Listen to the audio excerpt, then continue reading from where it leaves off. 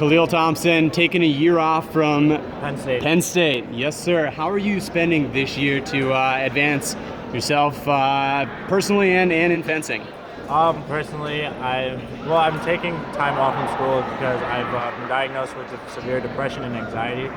So I've been seeing a therapist since I've been home and taking some college courses around the community college at my hometown in Teaneck, New Jersey, and just training like 5 days a week. Same as I did when I was at Penn State. Now you're still a junior in regards to fencing. How are you able to kind of use this time away from school to benefit you in your fencing and potentially make a team?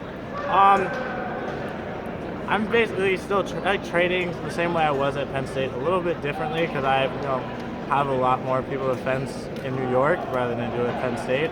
But it's still fencing guys of the same caliber. So at Penn State, I had Andrew Maskevich, Carl Matrika. And in New York, I have Daryl Homer, Ben Natanz, Jeff Laws, a few other guys. But still all good top guys and great people to fence with and practice with. With that broadening of your sparring partners, of course, also Kaito Streets, former PSU All-American. How is that like diversity in the group kind of bringing fresh looks to your actions and just generally your movement on the strip? Well, for starters, they're all at a different level than most people I would fence at my own club and in most people I would fence in NACS. So they all have great international experience. Daryl's an Olympic medalist, Ben, Jeffrey, Kaito, national team members.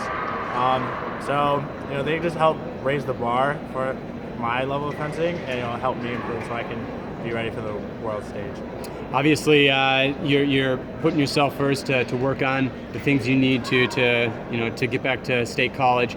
But with that, how are you kind of also using the time to just settle back into fencing and perhaps maybe find the joy of it without everything kind of tied up in NCAAs? Well, first off, when I was actually diagnosed, I didn't really want to fence anymore. I spent a month at home, didn't really leave my house, and I was like I looked down on the world. I didn't know what to do. I didn't know which way was up.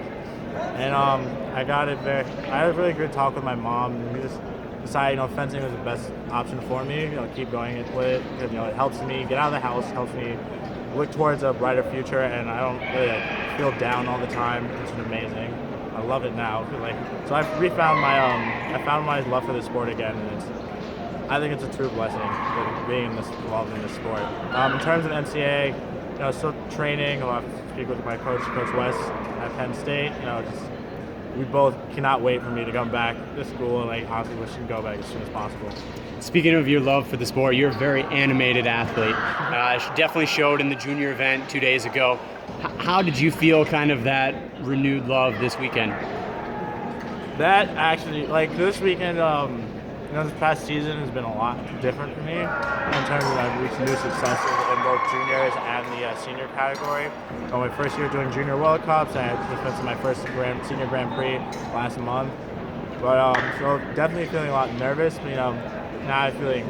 So this weekend I felt very nervous every day, every bout, every touch, was freaking out. My hands shaking. I didn't know what to do.